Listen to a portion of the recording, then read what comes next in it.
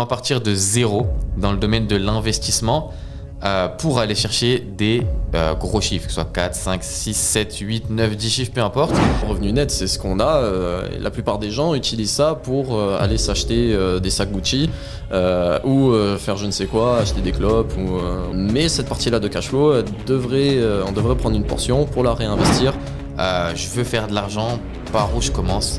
Quelle application je dois télécharger? Ça va répondre à ses besoins à un instant T. Donc bien sûr, moi je suis d'avis d'investir dans une entreprise qui aura quand même de l'effet dans le long terme, Bien sûr. mais qui peut avoir un potentiel de hausse instantanée. Ouais. Et c'est là que tu fais des bonnes affaires. Yo tout le monde, avant de vous laisser sur la vidéo, j'ai deux choses à vous dire. Première des choses, c'est que j'ai mis en place une newsletter directement. Dans la description, vous allez voir, il y aura le lien pour vous inscrire et recevoir une fois par mail mon analyse des marchés. Donc c'est 100% gratuit. Quand je sortirai des nouvelles vidéos, vous recevrez directement un mail. Donc voilà, ça vous permet de pouvoir avoir de la plus-value gratuitement et d'être au courant lorsqu'il y a de nouvelles vidéos. Et seconde chose, c'est que vous pouvez retrouver le lien de Trade Republic, qui est une application aujourd'hui sur laquelle vous pouvez investir directement dans les actions boursières. C'est une application que j'utilise moi-même, c'est pas de l'affiliation, c'est pas de ça, lien de parrainage qui vous permet à l'inscription sur Trade Republic de recevoir une action gratuite. Je crois que c'est entre 5 et 20 euros si je dis pas de bêtises. Donc c'est toujours ça de prix, c'est cadeau, c'était bonus pour moi. Je vous laisse sur ça, bonne vidéo. Bonjour à tous les amis, bienvenue dans Invest Circle, l'épisode peut-être 3 ou 4, je sais plus exactement. Ça fait quelques temps qu'on n'a pas pu poster parce que j'étais en Côte d'Ivoire pour la Coupe d'Afrique des Nations. C'était incroyable, j'étais chaud à vous faire un vlog, mais rapidement j'ai eu un peu la flemme, je vous mens pas, donc j'ai pas forcément sorti quelque chose par rapport à ça. Je me retrouve aujourd'hui pour une grosse vidéo sur un thème qui va parler, je pense, à énormément de personnes, qui est comment passer de zéro dans le domaine de l'investissement pour aller chercher des 3, 4, 5, 6, voire 7 chiffres ou plus grâce à tout ça. Donc aujourd'hui, on va essayer de voir les différents points, les différents secteurs d'activité qu'on peut étudier, qu'on peut investir justement dessus. Donc voilà, accrochez-vous bien, bienvenue dans Invest Circle.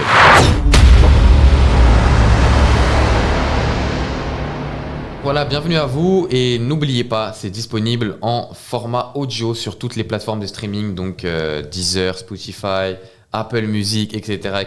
Donc n'hésitez pas à aller streamer. Et également, une petite nouveauté, je vous invite à aller dans la description. Et dans la description, il y a un lien pour pouvoir avoir accès à une newsletter. C'est-à-dire qu'une fois par mois, je vais pouvoir sortir justement une newsletter spéciale dans le domaine de l'investissement et de l'entrepreneuriat.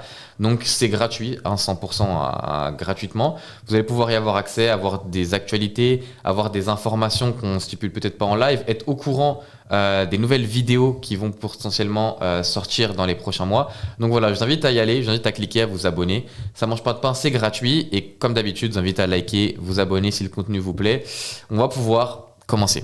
Bon, aujourd'hui on est avec Mister Rémi. Comment ça va, Rémi? Ça va et toi? Ouais, nickel. Bon les gars, pour ceux qui se rappellent, Rémi, on a fait une vidéo déjà à un certain moment.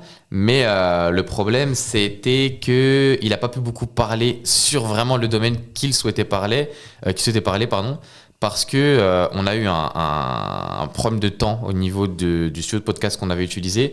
Donc ça fait que je me suis dit, il faut qu'on refasse une vidéo. Aujourd'hui, la vidéo, elle est simple. Le thème, c'est comment partir de zéro dans le domaine de l'investissement pour aller chercher des gros chiffres, que ce soit 4, 5, 6, 7, 8, 9, 10 chiffres, peu importe.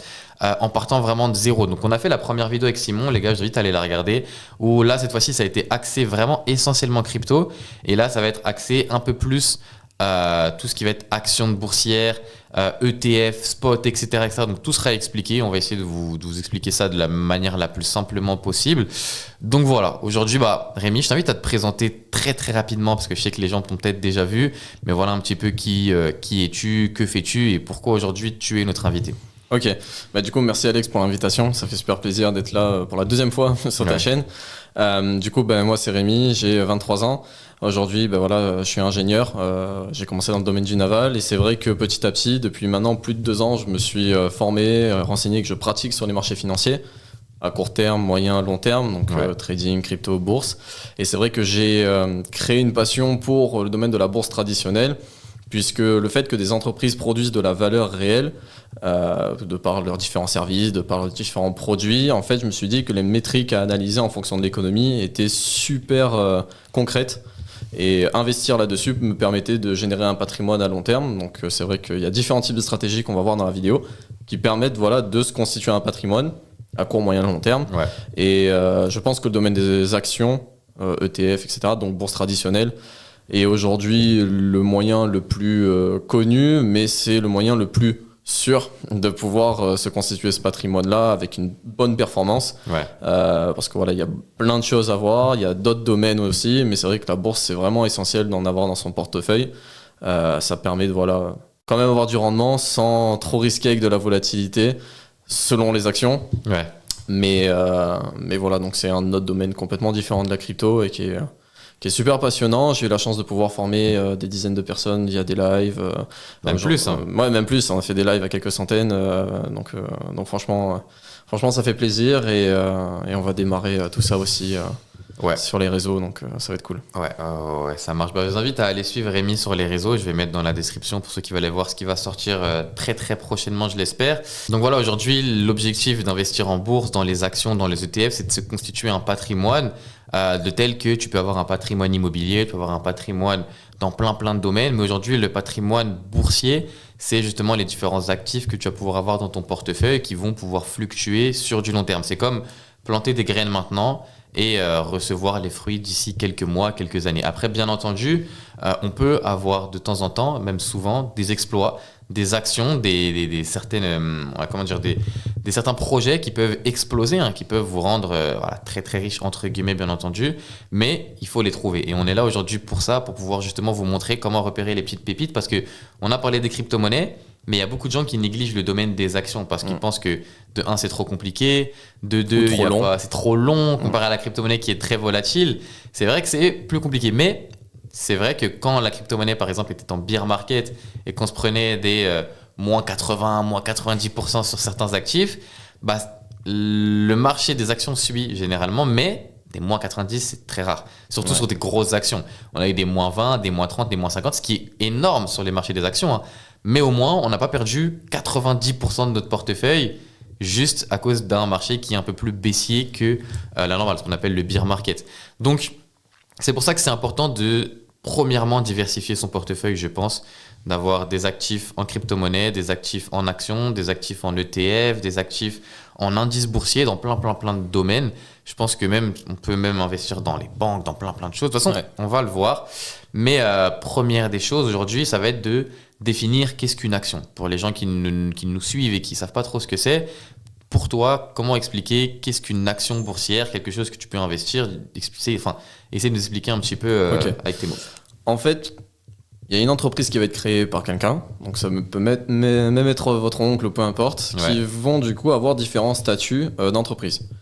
Il y a différents statuts et en fonction du chiffre d'affaires qui est généré, qui permet à l'entreprise de venir être cotée en bourse sur les différentes plateformes boursières. La cotation en bourse va permettre à l'entreprise d'émettre un certain nombre d'actions. Donc, admettons, on va prendre l'exemple de Sanofi, entreprise médicale française et sur le secteur européen, qui va du coup délivrer, je dis une bêtise, 1 million d'actions dans l'émission totale.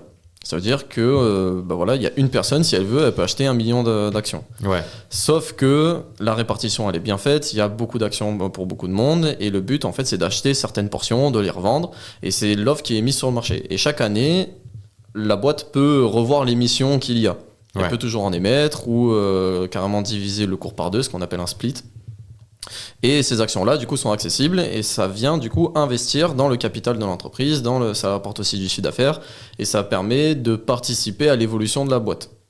Donc, aujourd'hui, si la boîte, elle est en profit, qu'elle est en bénéfice et qu'elle a une bonne croissance dans le monde, dans ce qu'elle fait, dans les services qu'elle propose et dans les produits qu'elle distribue à travers le monde, l'entreprise va générer des profits, elle va générer de l'attractivité sur les marchés boursiers et il y a des investisseurs, qu'ils soient particuliers, professionnels ou que ce soit des fonds d'investissement, des banques ou des États qui vont rentrer sur ce marché-là pour venir se positionner et pour spéculer à la hausse ou à la baisse. Et le but en fait c'est de se dire par exemple cette action-là, une action A me plaît, donc l'action A admettons ça peut être LVMH, admettons je suis fan du luxe. Je veux pouvoir investir dans le luxe parce que je pense que c'est un domaine qui est porteur, parce que j'aime bien les produits qu'ils font, parce que je suis fan de la marque, j'adore Bernard Arnault, je sais pas. Mais du coup, cette entreprise et cet investissement est basé sur une conviction émotionnelle de par le sentiment que vous éprouvez pour l'entreprise. Mais ça peut être du coup aussi forcément stratégique et technique. Ouais. En fonction de 3 indicateurs majeurs que j'invite à tout le monde de traiter dans sa vie parce que ça marche dans la vie personnelle et dans la vie professionnelle. Ouais. En fait, il y a 3 feuilles à prendre, c'est les 3 feuilles de finance. Ça va être, donc j'ai les noms en anglais, c'est income statement, ça va être balance sheet et ça va être cash flow. Ok. C'est les 3 choses primordiales. C'est-à-dire que income statement, en fait, ça va être le chiffre d'affaires et les revenus qui vont être générés. Ensuite, il y a la balance sheet, ça va être les rapports entre les actifs et les passifs. Et ensuite, on va avoir le cash flow. Cash flow, en fait, ça va être la trésorerie dont va disposer l'entreprise pour pouvoir réinvestir, s'expandre ou alors régler des problèmes à l'instant T. Et en fait, on peut le faire en parallèle avec sa vie personnelle. C'est-à-dire que l'income statement, c'est tous les revenus qu'on va avoir de par notre salaire, le side business, le business qu'on a, même les différents dividendes, royalties qu'on pourrait toucher. Et ensuite, on va avoir la balance sheet, donc ça va être les différents actifs et passifs dont vous possédez. Les passifs, ça va être les prêts pour la voiture, les prêts pour une maison, les prêts pour les étudiants.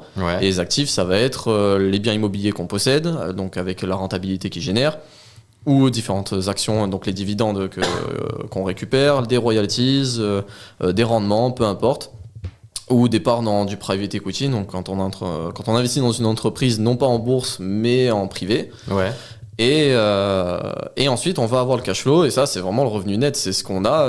Et la plupart des gens utilisent ça pour aller s'acheter des sacs Gucci, ou faire je ne sais quoi, acheter des clopes, ou même utiliser pour du besoin, hein, que ça soit les dépenses courantes, le loyer, peu importe. Mais cette partie-là de cash flow, on devrait prendre une portion pour la réinvestir dans des actifs, générer toujours plus de revenus, avoir une balance entre les actifs et les passifs qui est toujours grandissante, et ainsi de suite, et créer ce cycle-là. Et en fait, une entreprise, du coup, va avoir ces 3 feuilles-là, et le but, c'est d'analyser si ces 3 feuilles-là sont en bonne santé. Donc de voir si ça fait des revenus croissants dans les 5 dernières années ou dans les derniers trimestres. Pareil pour les bénéfices nets, pareil pour la répartition active-passive, et aussi le cash flow. C'est les 3 métriques majeures à regarder quand tu regardes une action. Et donc voilà, grossièrement, c'est vraiment ça la grosse base pour analyser une action. Bah, en gros, c'est simple. De toute façon, on verra après comment étudier la santé vraiment d'une entreprise, etc. Mais en gros, les actions, pour résumer un petit peu brièvement, c'est que tu crées une entreprise aujourd'hui, et à partir du moment où son chiffre d'affaires est assez intéressant, même très intéressant, tu peux la coter en bourse. C'est-à-dire que tu peux, tout le monde, monsieur et madame tout le monde, peut acheter des parts de cette entreprise-là. Et bien entendu, si tu es le principal détenteur des actions, c'est toi qui détiens l'entreprise. Donc, c'est-à-dire qu'imaginons que maintenant, tu es chef d'entreprise d'une entreprise qui s'appelle Micro. Imaginons que tu vends des micros. Et que tu détiens plus de 50% de la partie, enfin même si tu détiens 30%, mais que personne n'a plus de 30%, c'est quand même toi l'actionnaire majoritaire. Et dès que tu es actionnaire majoritaire, imaginons que tu détiens 30% de l'entreprise, donc tu détiens des dizaines et des dizaines de milliers de parts de cette entreprise-là, plus tu vas faire en sorte que des actionnaires s'intéressent à ton entreprise et investissent sur ton entreprise et achètent des parts de ton entreprise, plus toi, tu vas faire d'argent parce que toi, tu es actionnaire majoritaire de ton entreprise à toi-même. Donc, c'est là que les entreprises ont tout à gagner sur du long terme d'investir en bourse. Après, c'est très risqué parce que forcément, si ton action, enfin, le prix chute, tu perds aussi de l'argent. Tu en perds aussi beaucoup plus que les actionnaires. Donc, ça peut, on a déjà vu par le passé, des actions qui ont chuté littéralement et le gars, enfin, le propriétaire d'entreprise a dû mettre la clé sous la porte parce que ça l'a littéralement ruiné. C'est qui tout double, hein, c'est double tranchant. C'est qui tout double, vraiment clairement. Et c'est pour ça qu'aujourd'hui, dans le monde dans lequel on vit actuellement, tout tourne autour des marchés financiers et surtout de la bourse. Tout tourne autour de l'image. Aujourd'hui, Apple, s'ils sortent des nouveaux iPhones, c'est pas pour faire plus de chiffre d'affaires. Croyez-moi que s'ils sortent pas de nouvel iPhone, ils feront toujours un max d'argent. S'ils sortent des nouveautés, tout ce qui sort actuellement, c'est juste pour que les investisseurs continuent d'investir. Alors aujourd'hui, pourquoi quand un iPhone sort, il y a la queue devant l'Apple Store alors que littéralement il n'y a personne dedans? C'est juste pour qu'à la télé, on montre, regardez, les gens se ruent vers Apple pour aller acheter l'iPhone. Tout le monde veut iPhone, tout le monde.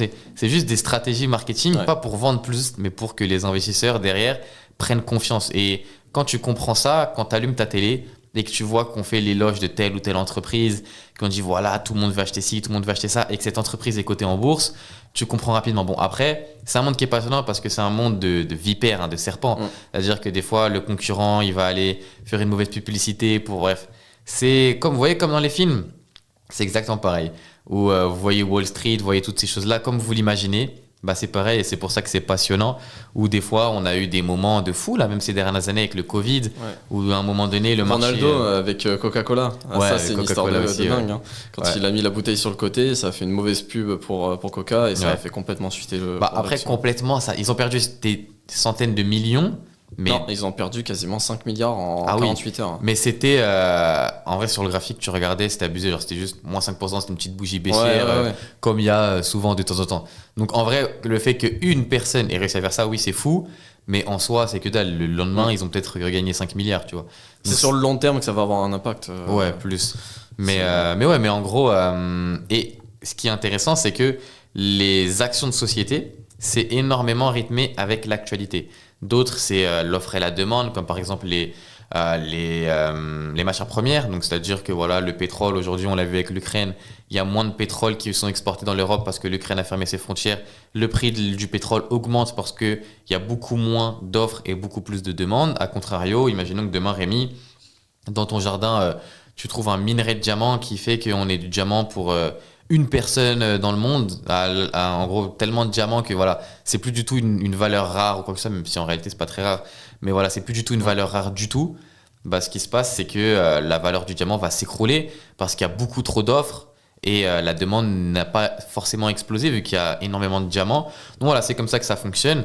Les actions de société, pas du tout, c'est énormément rythmé par l'actualité.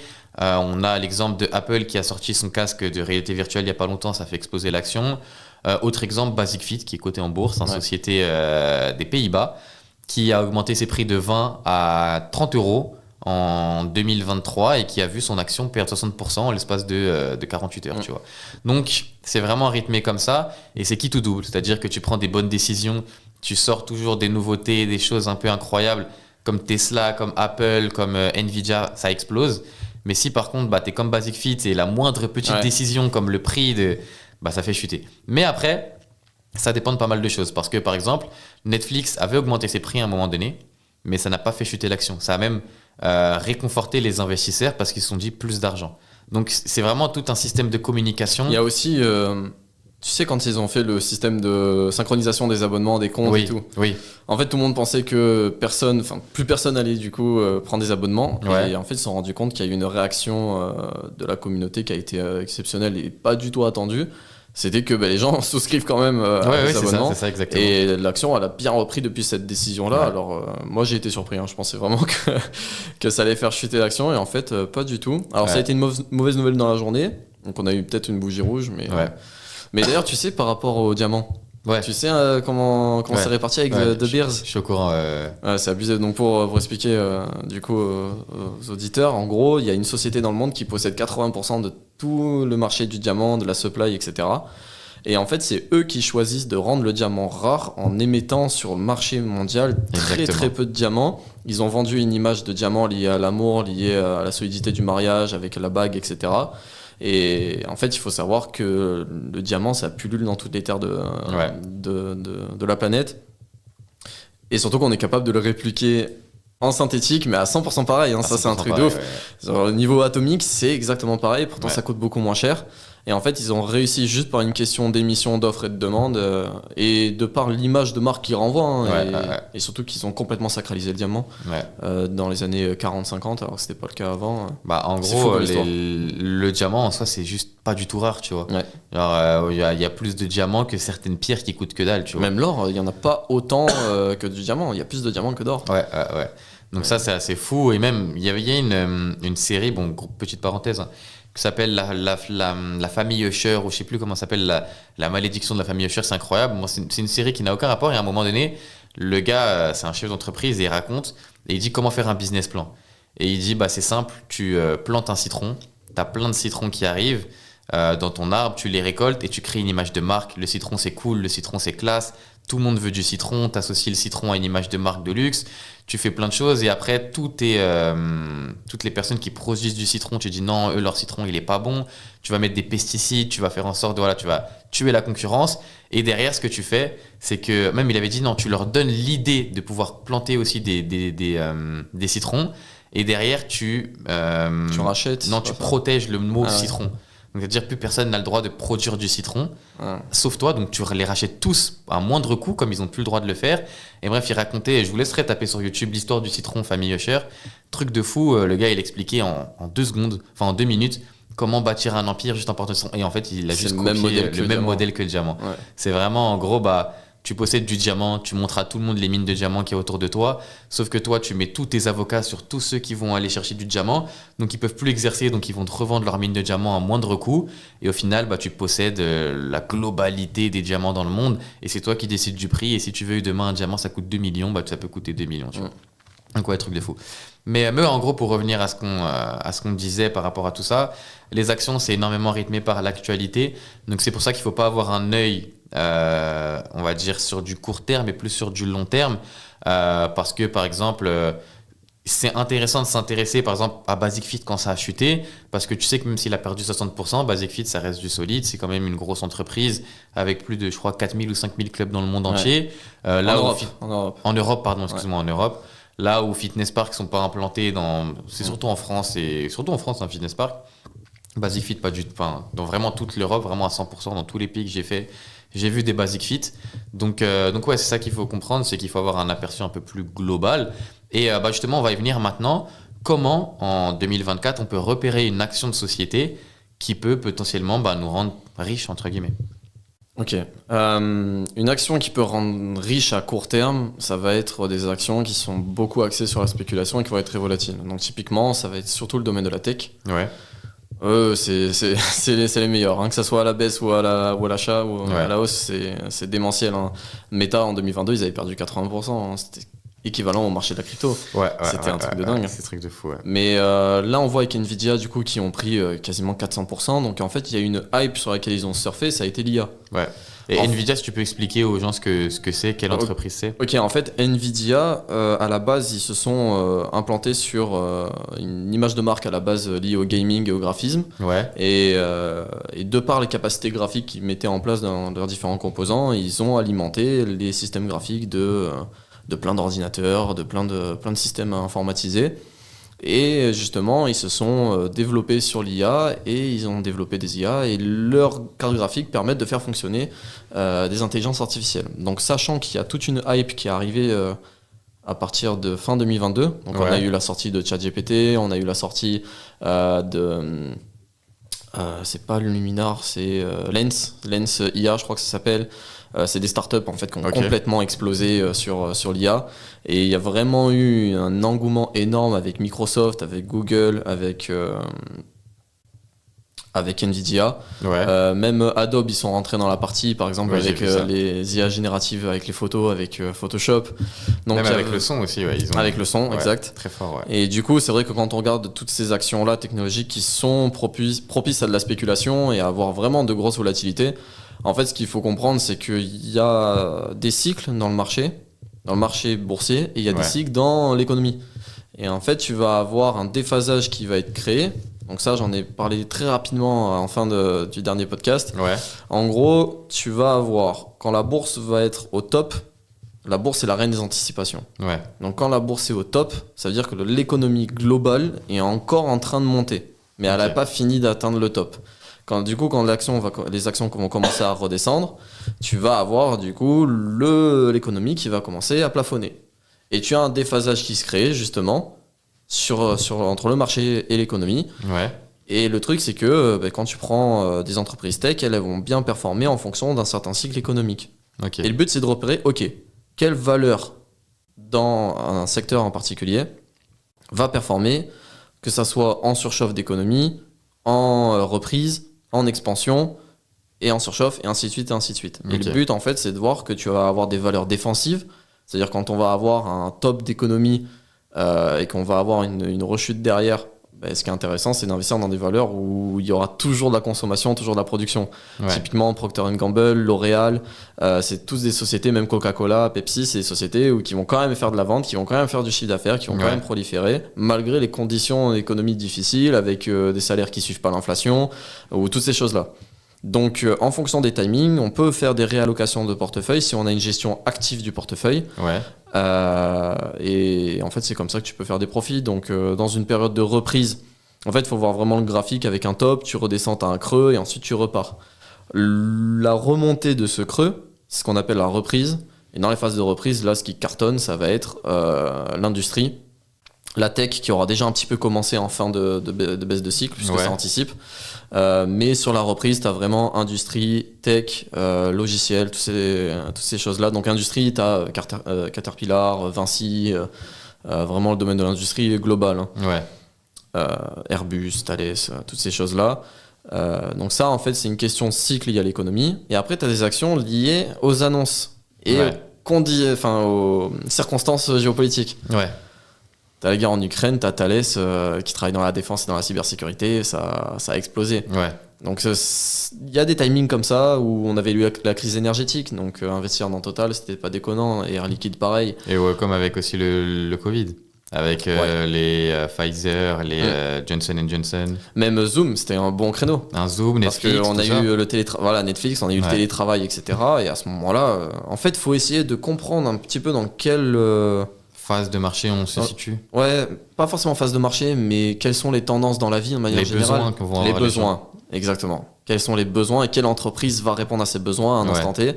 Donc bien sûr, moi je suis d'avis d'investir dans une entreprise qui aura quand même de l'effet dans le long terme, bien sûr, mais qui peut avoir un potentiel de hausse instantanée. Ouais. Et c'est là que tu fais des bonnes affaires. Ouais. Donc il y a beaucoup de paramètres en compte, que ça soit géopolitique ou que ça soit économique. Ok. Mais en gros, je pense que faut déjà que les gens changent leur mentalité vis-à-vis de tout ça et comprendre qu'aujourd'hui, dans la vie, tout est consommation, tout pousse les gens à la consommation à 100%. Aujourd'hui, la boulangerie, c'est un business. L'école, c'est un business. Le podcast dans le studio dans lequel on est, c'est un business. L'État, c'est un business. Les banques, c'est des business. Tout est un business dans le monde. Et moi, j'ai eu du mal à le comprendre. Et quand je l'ai compris, quand j'ai démarré quelques années après avoir commencé l'entrepreneuriat, je me suis dit, mais what the fuck? En fait, moi, dans ma tête, je me suis dit, mais voilà, la boulangère, elle fait son pain parce qu'elle est obligée. Mais non, c'est un business derrière. Elle est embauchée par un patron qui se met plein d'argent dans les poches. La pharmacie, c'est un business de fou, tu vois, l'industrie pharmaceutique. Un peu diabolique, on va pas se mentir. Surtout aux États-Unis. En France, ça va. Ouais, aux États-Unis, c'est abusé. Mais aux États-Unis, c'est hardcore. Abusé, c'est hardcore. Là-bas. Là, on avait rencontré un Américain la dernière fois quand on était au QG, ouais. Et lui, il disait, mais les factures là-bas de pharmacie, c'était démentiel. Il a un collègue à lui qui a eu le cancer. Ouais. Son pote lui a demandé de ramener des médicaments de France. Le médicament, il coûte 15 € en France, sans le remboursement de la Sécu. Là-bas, avec le remboursement, c'était 500 €, 500 $. Putain. Le traitement. Ouais, non, c'est abusé là-bas. Et même l'industrie pharmaceutique là-bas en général, tu vois. Il y a souvent des médicaments qui ont été prouvés que c'était mauvais pour la santé plus qu'autre chose. Il y a des usines, il y a des fleuves pollués aux États-Unis, pas à cause de l'environnement, pas à cause des déchets, pas à cause du pipi des gens. Ouais. Les gens prennent des médicaments parce qu'ils sont malades. Le médicament est tellement nocif pour leur santé en pissant en fait littéralement dans les toilettes. Il y a des restes du médicament. Il y a des restes qui n'arrivent pas à être filtrés malgré que c'est nettoyé et tout. Et il y a des poissons qui meurent, il y a des trucs de fous qui se passent. T'as vu, il y a une théorie d'un. Mais c'est réel ça. Il y a une théorie d'un mec américain. Avec les grenouilles. Avec les grenouilles.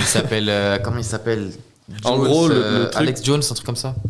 Ouais. C'est ça, ouais. C'est un complotiste américain. Mais ça a été prouvé, ça a été prouvé scientifiquement que c'est vrai, ouais. Que ça rendait qu'il y avait une ville, un État aux États-Unis où les crapauds devenaient homosexuels à cause de l'eau polluée. Et en gros, c'est les pilules de contraception aux États-Unis. Elles sont tellement puissantes qu'elles détruisent les hormones littéralement des femmes, quoi. Et ça change le sexe, l'orientation sexuelle des grenouilles, quoi. Donc c'est un truc de fou. Mais ça prouve quand même que là-bas, l'industrie pharmaceutique, c'est tout sauf pour le bien-être, mais c'est surtout un gros business. D'ailleurs, en parlant de juste, ça, vas-y. t'as Johnson & Johnson qui sont dans une énorme polémique. Bon, ils enchaînent les polémiques. Hein. Ouais, c'est courant, ouais. Mais là, c'est ma copine qui m'en a parlé. J'étais même pas au courant. Mais en fait, ils ont des problématiques avec de l'amiante. Ouais, Comment ça, ils ont de des l'amiante problématiques avec. Dans leurs médicaments? En fait, leurs usines sont dans des murs amiantés et en fait, ils ont retrouvé des particules dans les médocs. Putain, ça c'est là, tellement c'est chaud. dinguerie de faire ça. J'ai sorti mes positions, je vous le dis. C'est pas un conseil d'investissement, mais à force d'enchaîner des polémiques comme ça et puis même de manière éthique, j'ai pas envie de forcément. de soutenir la boîte. Mais voilà, pour revenir à ce que je disais après la petite parenthèse, c'est que faut changer son mindset vis-à-vis de la société dans laquelle on est actuellement. Tout est poussé à 100% à la consommation. Un jour, il y a un pote à moi, non, c'est mon cousin carrément, il m'a dit, mais imagine un monde où la consommation est poussée à l'extrême. Et j'essaye de réfléchir, et me dis, mais est-ce qu'on n'est pas dans ce monde-là, tu vois? C'est Wall-E, tu ça. sors, il y a de la pub partout. Et ça a été engendré par voilà, les actions qui veulent toujours beaucoup plus de chiffre d'affaires, pas pour s'en mettre plein les poches, parce qu'elles en ont déjà plein les poches, mais pour justement que le chiffre d'affaires soit positif et que les actionnaires continuent d'acheter et d'acheter et d'acheter. C'est un engrenage de fou. Et par rapport à ça, forcément, il faut changer son mindset, il faut changer son état d'esprit, comprendre qu'aujourd'hui, pendant le confinement, c'est l'exemple parfait, tu avais juste à réfléchir avec ce mindset d'investisseur. Aujourd'hui, c'est le confinement, je me mets en situation, qu'est-ce que les gens vont faire en premier? Ils vont regarder Netflix, ils vont communiquer par Zoom, Google Drive, ils vont beaucoup l'utiliser, toutes ces choses-là. Par contre, qu'est-ce qu'ils ne vont pas utiliser? Airbus, il n'y a plus d'avions. Total Energy, les gens n'ont plus besoin. Le pétrole, bon, c'est pas une action, mais voilà, on a vu le pétrole canadien, le baril de pétrole qui est descendu à $36. Parce qu'il n'y a plus de demande. Parce qu'il n'y a plus de demande, et c'est même pas ça le pire. C'est que le pétrole, c'est comme un robinet que tu peux pas fermer, tu vois. C'est-à-dire que tu sors du pétrole, tu sors. Et au Canada, ils se sont retrouvés avec des barils et ils n'avaient plus de place, en fait. Donc, soit ils rejetaient le truc dans la mer. Donc, à un moment donné, ils baissent le prix pour que les gens viennent les acheter. Donc, ils baissent. Donc, tu vois le graphique qui descend énormément. Le pétrole WT au Canada. Baril de pétrole qui passe de, je crois, 200 et quelques dollars à que dalle, 60, il descend. Et il arrive à zéro. Et on se dit, zéro, il peut pas descendre à zéro, tu vois, c'est impossible. Et donc là, en fait, il les proposait gratuits. Celui qui vient les prendre, c'est à lui. Je savais même pas ça, tu vois. Mais c'est pas ça le pire.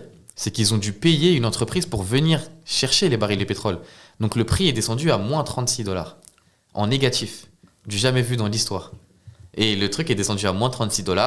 Donc là, bon, si tu rentrais sur le marché, c'était millionnaire, clairement. Tous les brokers ont fermé. À ce moment-là, ils ont tous... En gros, tu vois, sur MetaTrader, t'avais le... Ah, ça me parle, ouais. T'avais le truc qui devenait gris. Tu pouvais plus le trader. Les brokers qui ont fermé. Les brokers avaient bloqué les transactions. T'avais certains, mais il fallait poser beaucoup. Si t'avais des contacts et tout, tu pouvais investir directement à Wall Street. Et ça, c'était une opportunité de dingue. Après, derrière, le truc est remonté et est reparti après le confinement. Mais voilà, il faut réfléchir comme ça.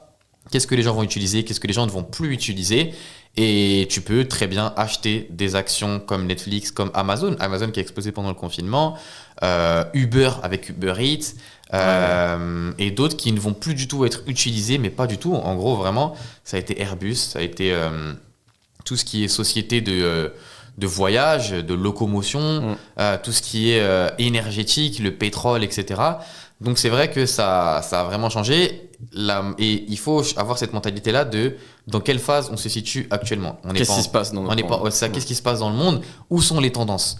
Et on a eu les tendances récemment, il y a 2 ans, à peu près des crypto-monnaies. Donc tout ce qui était société qui proposait des cartes mères pour pouvoir miner de la crypto-monnaie, elles ont explosé, tu vois, elles avaient quasiment le même cours que le Bitcoin, c'était incroyable. Tout ce qui était société qui avait un rapport avec la blockchain, etc., elles ont explosé. Derrière, tu as eu les NFT. Bon, sur le marché des cryptos, sur le marché des actions, tu n'as pas eu trop de... Voilà, tu n'as pas eu non plus trop d'explosion. Mais ensuite, tu as eu l'intelligence artificielle. Et là, ça a fait un énorme boom, tu vois. Et moi, on m'a toujours dit un truc que je vous invite vraiment, vraiment à rentrer dans vos têtes. C'est pendant la chasse à l'or, donc en 80... Je sais plus c'était en quelle année, 93? Non, c'était un peu avant. Chasse à l'or. C'était dans les années 1800, ça. Ah ouais, c'était encore... Mais c'est quand que... c'est en 1893 alors que l'or a été devenu illégal, non? aux États-Unis. Ah, aux États-Unis, alors ça c'était les accords de Bretton Woods, Ouais. où en gros, à la base, le but c'était d'avoir un dollar baqué sur l'or. Oui. Et sauf que ce qu'ils ont fait, c'est que l'or était interdit Ouais. de possession aux États-Unis. C'est même plus récent parce que Robert Kiyosaki, dans ses livres, il en parle, il était concerné.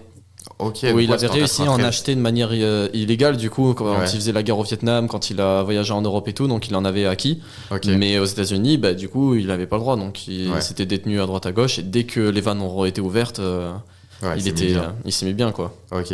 Bah ouais, en gros, bon, rien à voir avec ça, mais pendant la chassée de l'or, tu vois, en 1800 et quelques, chez les Indiens et tout, les mecs qui ont fait le plus d'argent, c'est pas les chercheurs d'or, c'est les vendeurs de pelles. Ouais. Et C'est vrai. ça, il faut y penser H24.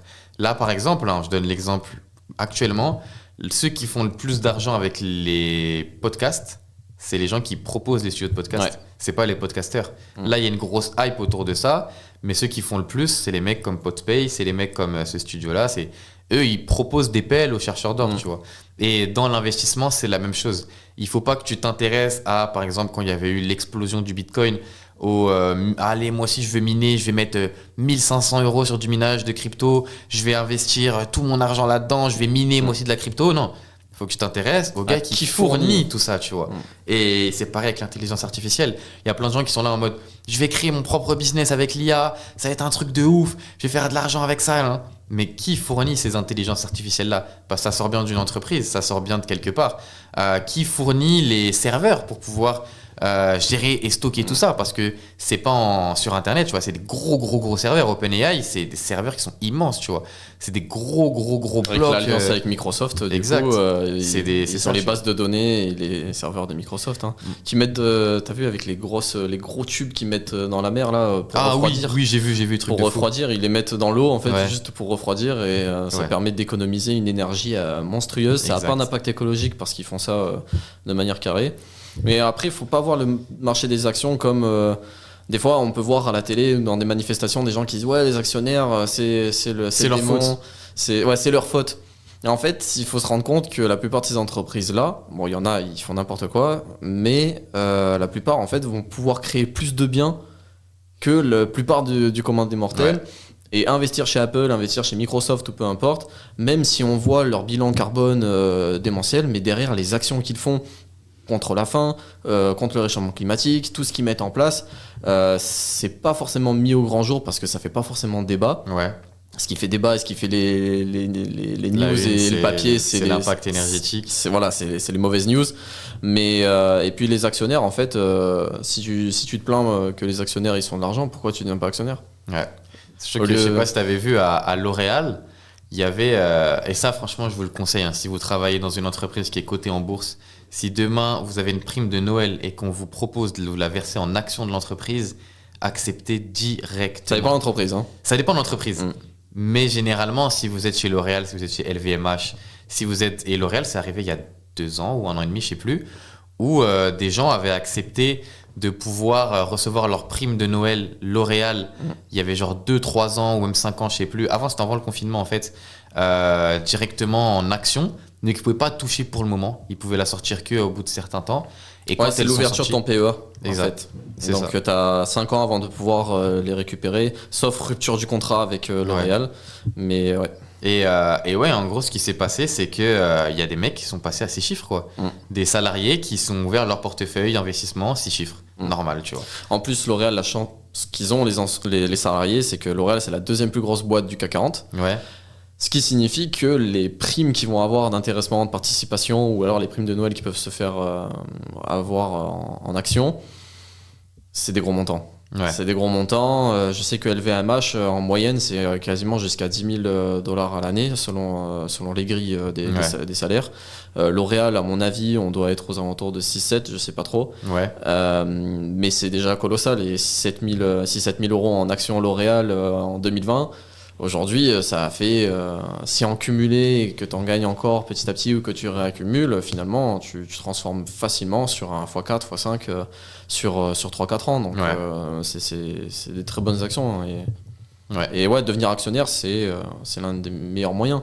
Donc moi, ça me fait rire quand je vois les gens dans la rue, ouais, faut taxer les riches ou ouais, les actionnaires sont les méchants. Mais en fait, aujourd'hui, tu vas sur Trade Republic, tu mets 10 balles sur une action, toi aussi, tu peux faire de l'argent. T'es actionnaire, ouais, c'est tout con. Mm. Après, il parle des gros actionnaires, Oui. ça s'appelle des rentiers, tu vois. Ouais. Pour moi, c'est le métier de mes rêves. Un jour, j'ai vu une dame comme ça, une vieille, enfin pas une vieille dame, mais un CAG comme ça, quand je travaillais à l'époque.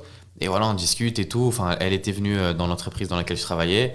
Et voilà, et à un moment, elle parle. Elle dit, vous faites quoi dans la vie, vous? Elle dit, ouais, moi, je suis rentière. Je dis, ah ouais. Oh, ça, c'est fort. Ça, c'est le flex incroyable, tu vois. Donc, en soi, c'est juste investir sur l'avenir, tu vois. Tu peux pas y faire grand-chose. Tu as de l'argent. Tu veux forcément investir sur l'avenir. Tu investis dans des grandes entreprises. Et derrière, bah, tu reçois des dividendes. Bah, justement, on va en parler.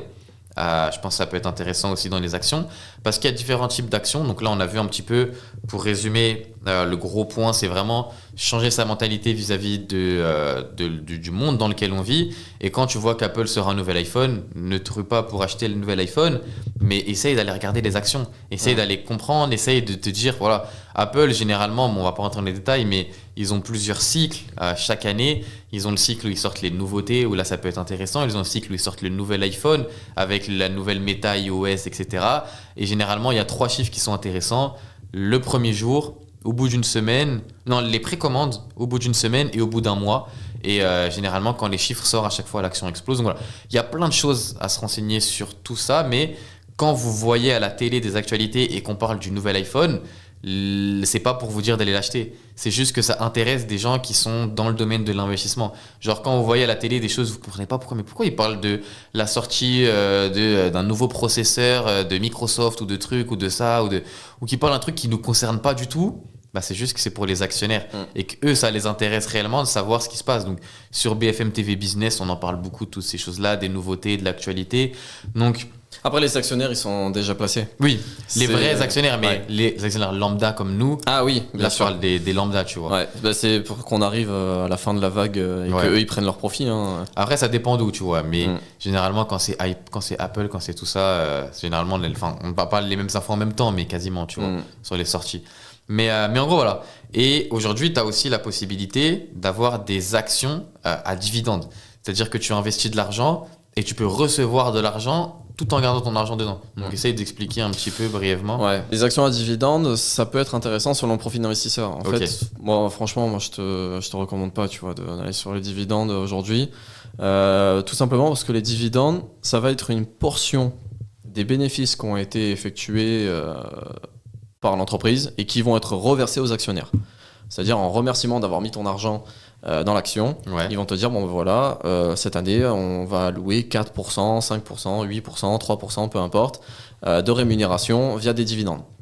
En fait, le dividende, la stratégie à dividende, elle est intéressante quand tu as déjà un gros capital et que Ouais. ça te permet d'avoir des revenus.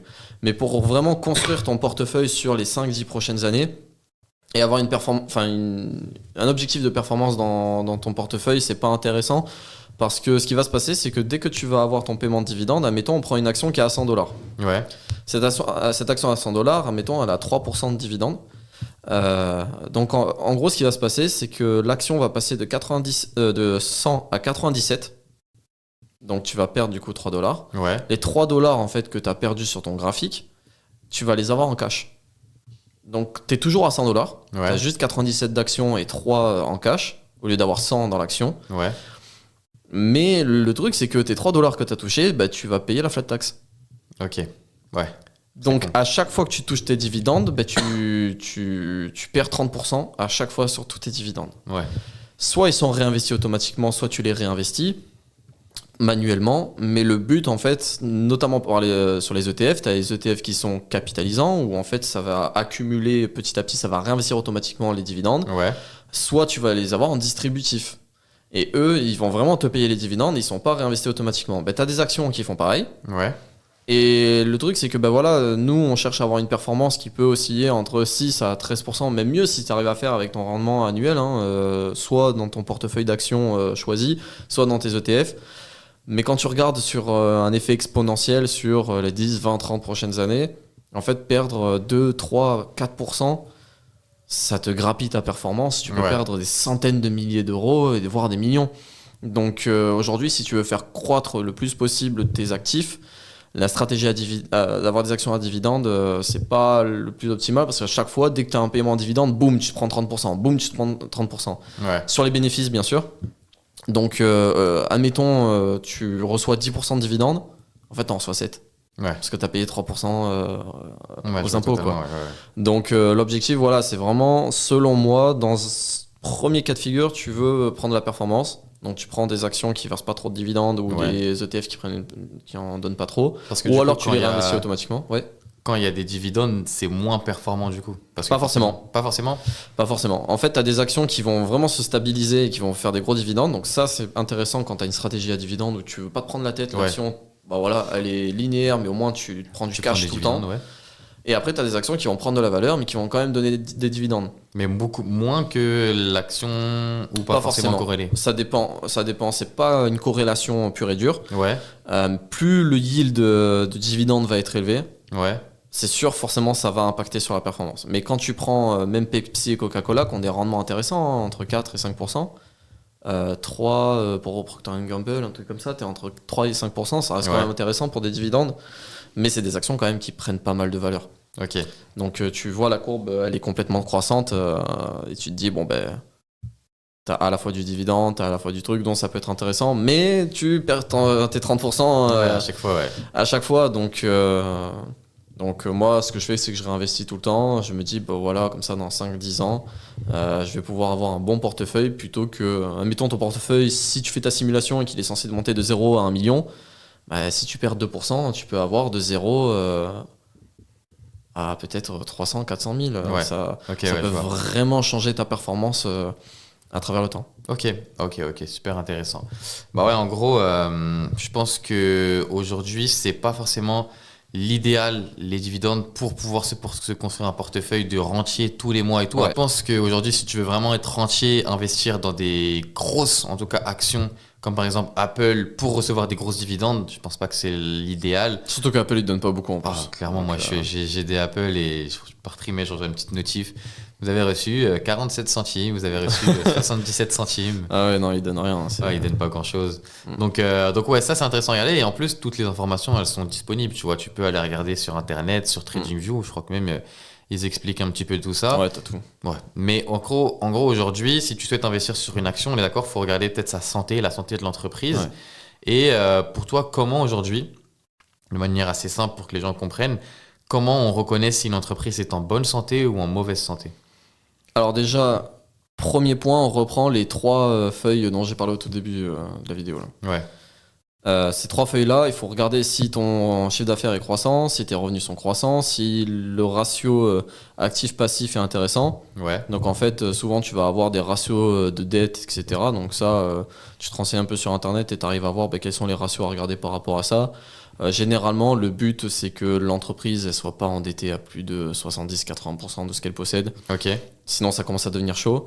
Et il ne faut pas qu'elle soit moins de 30, je dirais. Parce que si tu as moins de 30% de dette, ça veut dire que l'entreprise, elle n'est pas dans une optique de croissance et de vraiment réinvestir à chaque fois et d'utiliser la dette pour réinvestir en continu. Okay. Donc il faut que ça soit dans de bonnes proportions entre 30 à 70-80%. Mais voilà, donc l'income statement en regardant du coup les chiffres d'affaires croissants sur les 5 dernières années ou sur les derniers trimestres. Pareil pour l'actif passif, voir si c'est quand même stable ou constant. Ouais. Et le cash flow, que ça soit minimum stable et qu'on soit surtout pas en négatif. Ok. C'est-à-dire que si sur le dernier trimestre, on voit que les résultats, c'est que voilà, on est à moins 300 millions, moins 2 milliards de trésorerie, bah, tu sais que le semestre qui va suivre, ça va être compliqué pour pouvoir réinvestir et ils vont devoir lever de la dette. Et ça peut poser des problèmes. Alors des fois, tu as des entreprises qui tiennent très bien. Hein. Tu prends des gros monstres comme Apple ou Microsoft, ça tient. Ouais. Mais voilà, déjà, ça, c'est vraiment les 3 premiers trucs à regarder. Ça paraît tout con, mais c'est vraiment la base. Ouais. Ensuite, il faut regarder aussi au niveau des secteurs géographiques. C'est super important de regarder. Parce que si, mettons, moi j'avais investi à un moment donné sur une action, c'est une United Health Group, okay. UNH, je crois que c'est le ticker. Et en fait, cette entreprise, elle fonctionne sur l'ensemble du matériel et des bâtiments liés aux hôpitaux et au domaine médical aux États-Unis, mais c'est que aux États-Unis. Ouais. Donc cette action-là, je sais qu'elle est dépendante de l'économie américaine ouais. et que si l'économie américaine elle flanche complet, l'action, à mon avis, elle va prendre un coup aussi. Mais il faut être conscient de ça. Et tu as des actions en fait qui sont super bien réparties géographiquement. Tu prends L'Oréal, tu prends Sanofi. Je prends l'exemple parce que voilà, on est en France. Ouais. Mais ils ont quasiment proportion égale 30%, 30%, 30% entre États-Unis et Europe, Asie. Ouais. Et tu sais que tu es diversifié, que si tu as un domaine qui tombe, au moins tu as les deux autres qui te tiennent. Excellent, ouais. Et que tu n'es pas dépendant que d'un domaine. C'est pour ça, il y a des gens, ils disent le domaine du luxe, par exemple LVMH, c'est à cause de la Chine, ils sont mal. Mais c'est pas le. C'est quoi le rapport parce qu'ils ont une bonne proportion qui est là-bas de chiffre d'affaires.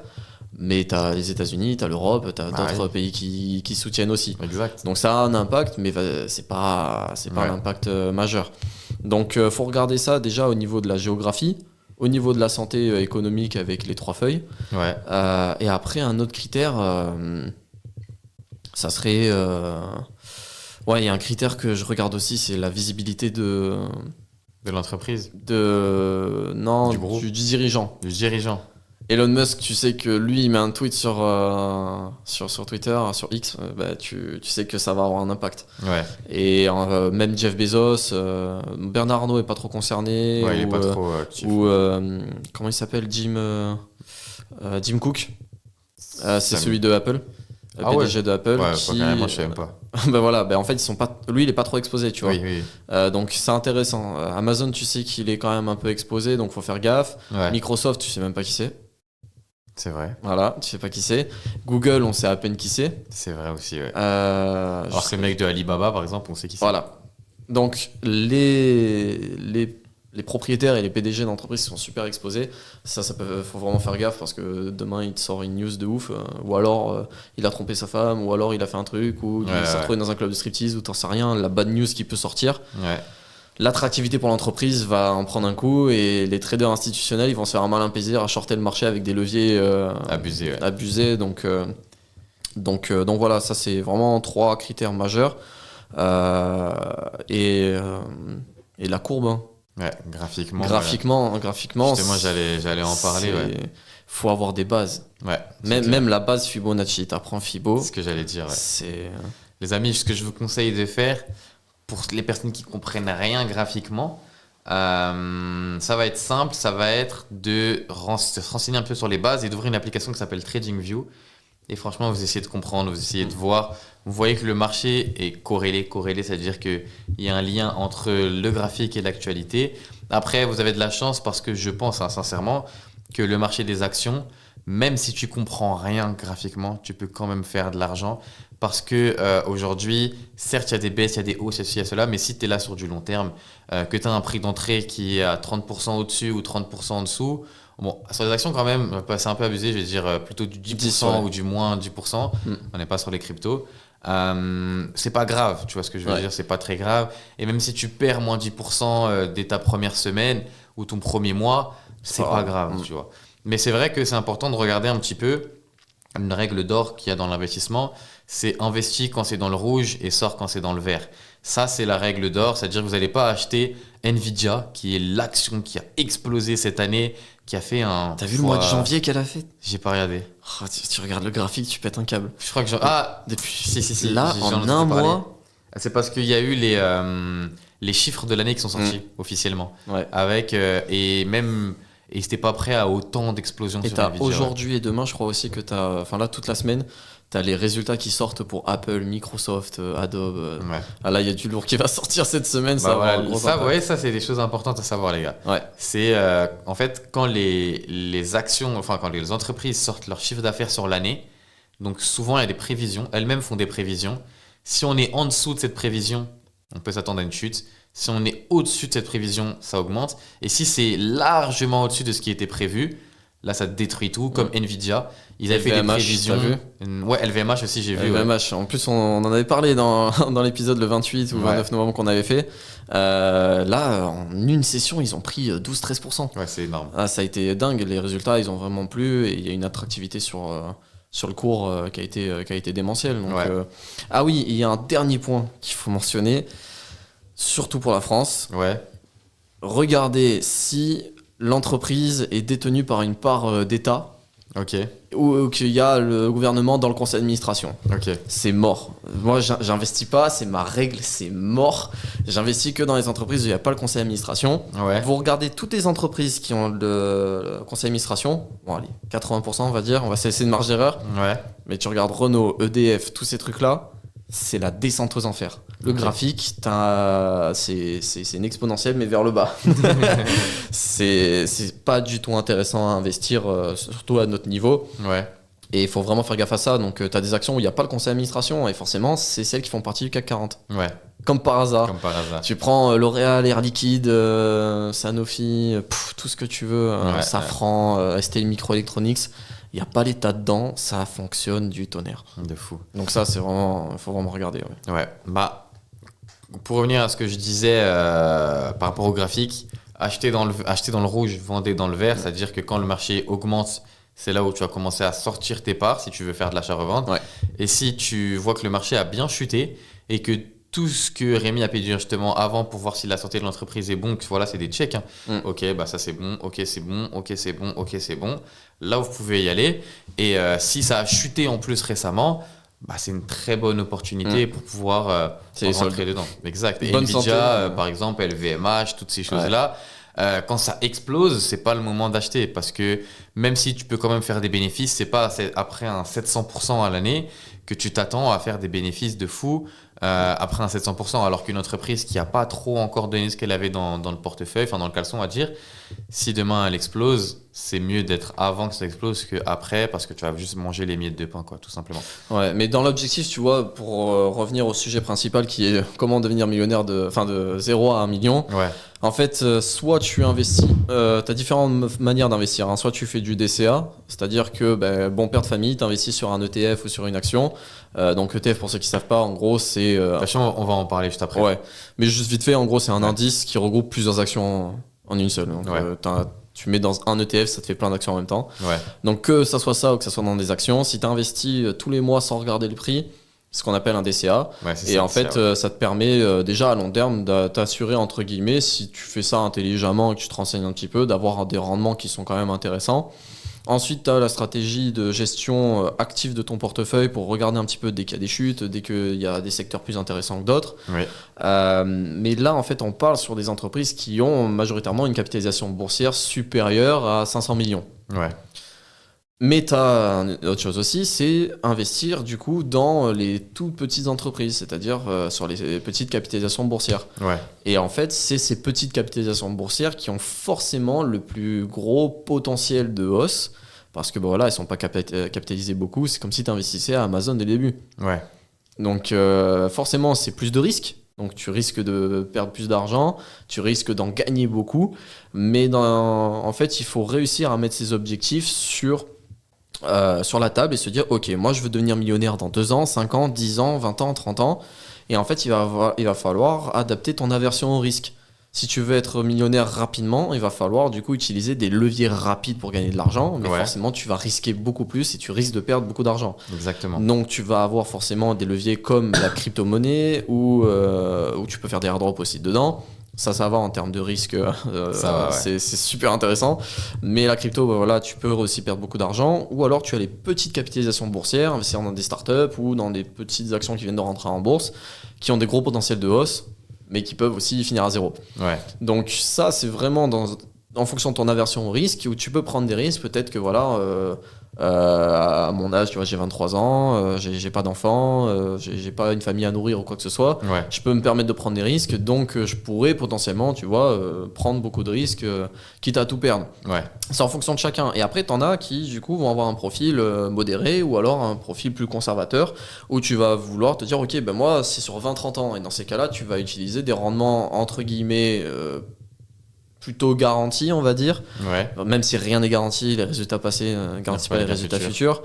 Mais là, en fait, tu vas avoir une stratégie un peu plus tranquille, un peu plus passive, où tu vas te mettre sur des actifs plus stables et croissants, mais tranquilles, avec des grosses capitalisations boursières, avec voilà, une bonne santé d'entreprise sur le long terme, ou des bons ETF qui montrent un rendement intéressant. Ouais. Et c'est vraiment important, en fait, de se dire, ok, l'aversion au risque, en fait, elle se fait en 3 catégories. Donc, mettons, on va dire agressif, modéré, conservateur. Ouais. Et ça dépend de ton échelle de temps. Exact. Et il faut vraiment être vigilant par rapport à ça. Il ne faut pas s'attendre à rentrer en bourse, à mettre peut-être 1000 ou 10 000 euros et sortir millionnaire en 2 ans. Ouais. Ça ne va pas fonctionner. Peut-être en crypto, ça peut fonctionner parce que c'est des capitalisations boursières qui sont basses. Donc en un claquement de doigts, tu peux finir avec de gros pourcentages et des gros multiplicateurs. Mais il faut être conscient de ça. Ouais, exact. Et justement, maintenant, on va passer à l'autre domaine dans lequel on peut investir, enfin les autres domaines, parce qu'on a vu les actions, maintenant on a fait une grosse partie dessus. Maintenant, il va y avoir les indices boursiers, il va y avoir les ETF, avec tout ce qui est intérêts composés aussi également, qui peuvent être super intéressants. Et justement, on va pouvoir voir, tout à l'heure, tu en parlais, le CAC 40, donc le FRA 40, également son autre prénom, le Dow Jones, le Nasdaq, le GER 30, voilà, tous ces termes-là que je pense que la plupart des gens peut-être ne connaissent pas. Et souvent à la télé, on le voit, tu vois, à la fin du journal de 13h, la bourse de Paris a pris aujourd'hui, la bourse aujourd'hui a perdu 0,4% à l'ouverture des marchés. Sauf que même la personne, la présentatrice elle-même, elle ne sait pas ce qu'elle raconte. Et la plupart des gens ne savent même pas ce que ça veut dire. Mais en gros, la bourse de Paris, c'est les 40 plus grosses entreprises françaises réunies dans un classement. Et quand tu investis aujourd'hui, par exemple, dans le CAC 40 ou le FRA 40, tu investis dans 40 entreprises dans un seul actif. Et ça, c'est hyper intéressant parce que dessus, tu as toutes les entreprises qui surperforment. Et imaginons que la 40e, elle est un petit peu moins bien que les autres. Elle sort du 440 et celle qui est juste en dessous repasse. Donc en fait, tu es tout le temps en positif, tu vois. Et le 440, bon, c'est pas connu, mais pas non plus incroyablement connu. On a le GER 30 en Allemagne avec les 30 plus grandes entreprises. On a en Angleterre, ça s'appelle comment ? Il y a différentes dénominations. Ouais, en Angleterre, je sais plus comment je sais plus comment ça s'appelle en Angleterre. Le GB quelque chose, je sais plus exactement. Ensuite, tu as aux États-Unis, où là on a les plus connus, tu as le Dow Jones, donc le DJ30. Là, il me semble que c'est juste les 30 plus grandes sociétés américaines, si je dis pas de bêtises. Ouais, il me semble. Ouais. Après, tu as le NAS 100, donc le Nasdaq. Là, c'est les 100 plus grandes entreprises, mais dans le domaine de la technologie. Donc ça, c'est incroyable.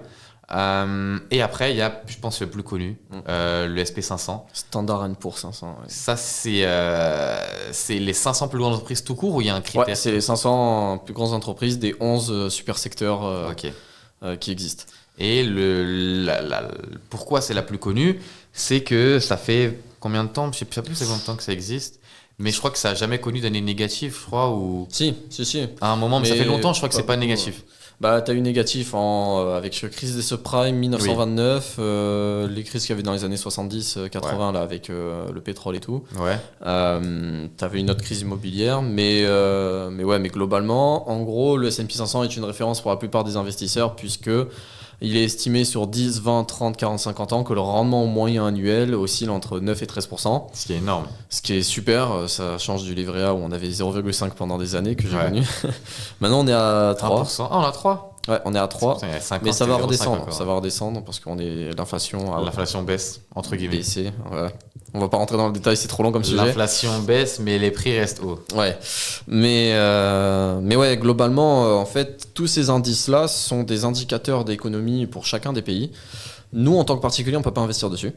Ouais. Par contre, il y a des fonds d'investissement qui ont accès du coup à ces indices-là et qui vont pouvoir acheter des actifs et faire une gestion une gestion active avec l'argent qu'ils ont de la plupart de leurs clients pour répliquer au mieux, voire même mieux que l'indice lui-même. Ouais. Donc, admettons, on prend BlackRock ou Berkshire Hathaway, qui est le fonds d'investissement de Warren Buffett, qui vont utiliser les fonds de leurs clients. Par exemple, moi, je vais mettre 500 € chez eux, et eux, avec les 500 €, ils vont faire leur allocation, ils vont faire en sorte de surperformer l'indice en question ou de le copier à l'identique. Ouais. Berkshire Hathaway, à contrario de plein de fonds d'investissement, ont une politique de dire nous on veut que des gros investisseurs et nous on peut pas forcément y accéder. Alors on peut investir sur une de leurs actions, mais pour y accéder on peut pas, il faut des millions et des millions. Et c'est une stratégie qui montre que n'y a pas n'importe qui investit dedans et au moins ils veulent garantir une surperformance et c'est pour ça que c'est l'une des actions qui a le plus surperformé le S&P 500 depuis des années et des années. Mais voilà, il y a différents fonds d'investissement, même en France avec Amundi, avec d'autres choses, Lixor, etc. Donc ces plateformes-là en fait vous permettent d'accéder à des ETF qui vont répliquer des indices, un indice sur l'or, un indice sur le CAC 40, un indice sur le S&P 500. Il y a même plein d'ETF qui sont faits sur, admettons, les 100 plus grandes entreprises qui donnent le plus de dividendes.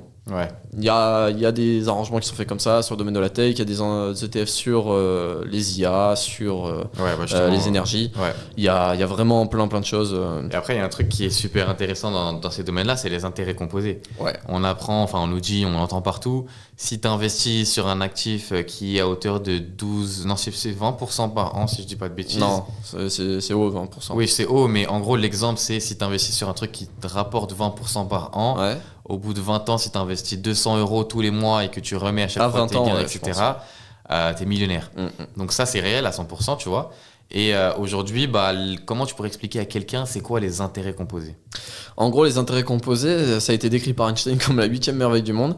En fait, c'est juste un principe mathématique simple, c'est que, admettons, tu mets 100 € tous les mois sur le S&P 500 à rendement 10%. On prend l'exemple simple. Ça veut dire que à l'année, vous avez fait un rendement global de 10%. Mais ça veut dire que si tous les mois, vous posez 100 balles, petit à petit, mais sauf que les 100 balles du premier mois vont prendre un peu en valeur, mais vous rajoutez 100 €, ça va reprendre un peu plus en valeur, et ainsi de suite, et ainsi de suite. Ça veut dire que chaque année, vous allez prendre 10%, plus 10%, plus 10%. Calcul de maths simple. Admettons, vous avez investi 1000 € la première année, ça veut dire qu'avec plus 10%, vous êtes à 1100. Mais la deuxième année, vous refaites 10%, mais c'est pas 10% de 1000, vous faites 10% de 1100. Et ainsi de suite, et ainsi de suite. Et en fait, cet effet cumulé-là, ça donne une courbe exponentielle qu'on mettra sûrement en montage. Il y a plein de simulateurs qui sont disponibles. On peut faire des simulations où on met, voilà, j'investis tant avec un temps de capital de départ, peu importe. Et en fait, ça permet d'estimer un petit peu d'ici combien de temps on peut atteindre quel capital. Et vous serez surpris de voir sur des simulations entre 20 à 40 ans, déjà en fonction du temps durant lequel vous investissez, les différences de performance complètement démentielles. Et surtout, si vous soustrayez, admettons, vous visez une performance à 12%, mais que vous êtes sur des brokers ou sur des banques physiques qui vous prennent 2% de frais, ou des trucs comme ça, et vous faites de 12 à 10 ou 9, et là, vous allez tomber par terre parce que vous allez voir que vous passez peut-être à 1,4 million ou 1,5 million de gains sur 20-30 ans. Et d'un coup, vous passez bam, à 500 000, 600 000. En fait, ça réduit de moitié la performance sur le long terme. Et en fait, les intérêts composés, c'est vraiment magique dans le sens où faut être patient. Exact. Très patient. Et c'est un marathon. On n'est pas sur un sprint. En gros... moi, sincèrement, je pense que pour mes enfants plus tard, ce sera ce que je leur ferai moi-même, tu vois. C'est-à-dire que je mettrai 100 €, 200 €, pareil, sur un actif à 10-15% par an à l'année. Et je mettrai tous les mois, même de manière automatique. Il y a certaines banques qui le proposent. Je le ferai. Et au fur et à mesure du temps, ça se trouve à 20, 30 ans, mon futur fils, il va pouvoir avoir un patrimoine de quasiment 1 million, tu vois. Et ça, la plupart des gens, quasiment personne n'était au courant, à part il y a quelques années avec la démocratisation du trading, la démocratisation de l'investissement, l'accessibilité, parce que maintenant c'est beaucoup plus accessible qu'à une certaine période, surtout pour pas les grosses classes, mais les petites classes comme nous, on va dire entre guillemets. Et c'est là qu'on se rend compte que pendant des années, l'information, elle a été détenue uniquement par une certaine classe de l'élite, tu vois. Pendant des années, il y a des gens qui ont investi sur le SP500. Pendant des années, il y en a qui ont profité des crises. Pendant des années, il y en a qui se sont enrichis sur tout ça. Pendant que la plupart des gens n'étaient même pas au courant de ce qu'était un indice. Pourtant, tout le monde pouvait. Alors que tout le monde pouvait, tu vois. Mais c'était moins accessible. Maintenant, tu prends une application, tu investis 10 balles sur une action, c'est fait. Avant, il fallait que tu appelles un courtier, il fallait que tu passes par machin. On le voit dans le Loup de Wall Street, à l'époque, les mecs, ils passaient au téléphone. Ouais, achetez-moi telle action, s'il vous plaît. Donc, c'était un peu plus compliqué. Et en fait, il fallait lire les journaux. À chaque fois, tous les jours, tu avais les news de la bourse et différents actifs. Et aujourd'hui, c'est super accessible. À l'époque, comment les gens tradaient? Tu pouvais réclamer à Wall Street les courbes, tu les imprimais, donc elles étaient imprimées sur papier, et toi tu prenais tes règles, donc règles, stylo, compas, tu traçais ton Fibonacci avec les... C'est pour ça que c'est beaucoup géométrique encore à l'heure d'aujourd'hui, l'analyse trading. c'est que à l'époque, bah, t'imprimais sur des grandes feuilles tes graphiques En swing. et tu traçais tes courbes comme ça, tu vois, tu traçais, tu plaçais tes fibos à la main avec le compas, avec le rapporteur, je crois que ça s'appelle comme ça, le rapporteur, les trucs, voilà, différents angles et tout. tu traçais tout toi-même et c'est comme ça que tu pouvais prévoir. Là maintenant, hop, en 2 secondes, j'ai un graphique sous les yeux, tu vois. Le Fibo, tu fais 2 clics, tac, t'étires. C'est fini. Et c'est pour ça que, bon, après, forcément, c'est plus accessible. Forcément, il y a plus de gens qui perdent, plus de gens qui comprennent rien. Mais quand tu es bien renseigné, ça peut le faire, tu vois. Donc, ouais, l'intérêt composé, hyper intéressant dans tout ce que tu fais, hein. Même dans la crypto-monnaie, dans tout. C'est la vision principale sur laquelle il faut rester, c'est-à-dire intérêt composé. Exact. Et il y en a, ils veulent trop faire de l'argent rapidement en crypto ou en action, ils retirent et hop, fast life, mais fast life 3 jours. Ouais, c'est clair. Tu vois, donc. C'est pour ça qu'il faut prendre ça en compte. Et après, bah, tu as aussi les ETF. On a vu il n'y a pas longtemps l'ETF Bitcoin qui reproduit la courbe du Bitcoin parce que c'était compliqué, enfin c'est même impossible pour certains particuliers de sortir l'argent des banques, de le mettre en crypto. Donc il y a des banques telles que BlackRock qui proposent maintenant des ETF qui sont indexés face au Bitcoin, donc qui suivent la courbe du dollar à Bitcoin. Donc contrairement à ce que les gens pensent, il y a eu genre, je sais plus, 10 milliards je crois qui ont été investis en quelques semaines, là depuis la sortie. Non, je crois que c'est 2,5 milliards. Ça c'était en 24 heures ça. Ah ouais, c'était en 24 heures. C'est 10 milliards depuis que ça, c'est en 24 ça a heures, commencé. t'as raison, ouais. Mais c'est pas 10 milliards qui sont sur le marché de la crypto. C'est ça qu'il faut comprendre, c'est que ça n'a pas d'impact. L'impact que ça a sur la crypto-monnaie, c'est le fait qu'il y a plus de visibilité et que beaucoup plus d'actionnaires maintenant sont dessus. Mais ça n'a pas d'impact sur la crypto parce que c'est pas 10 milliards qui rentrent sur la crypto. D'ailleurs, petite parenthèse. Mais maintenant, on va avoir aussi d'autres ETF. On a également l'ETF Monde. Je sais pas si tu en as entendu parler ou pas. Ouais.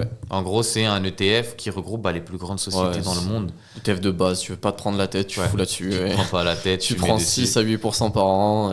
T'as ETF IA, il y en a. intelligence artificielle. Il y a plein d'ETF sur différents domaines et différents secteurs. Géographique aussi. Géographique, avoir sur la Chine, les pays émergents, sur l'Arabie Saoudite. Je suis en train de me pencher sur la question d'ailleurs. Ouais, ça c'est pas mal. Vous allez voir, le ticker c'est KSA. Ok. Et c'est sur les marchés, c'est sur l'économie orientale. Ouais, ok. Global, Donc voilà, en gros, pour résumer, il y a tous les domaines dans lesquels on souhaite et on voit l'avenir en fait justement. Et on va y venir aujourd'hui, forcément c'est le but. Quels sont les domaines d'avenir? Moi aussi je pourrais le dire, parce qu'on a eu plusieurs phases. Maintenant, si tu t'intéresses à investir sur la crypto-monnaie, enfin sur les domaines qui font que la crypto-monnaie émerge, comme par exemple les sociétés qui, comme je parlais tout à l'heure, qui vendaient des cartes mères ou des ordinateurs ou des processeurs ou tout ce genre de choses. Bon, forcément maintenant, en 2024, ça commence un petit peu tard pour le minage, donc il faut plus s'intéresser à ça.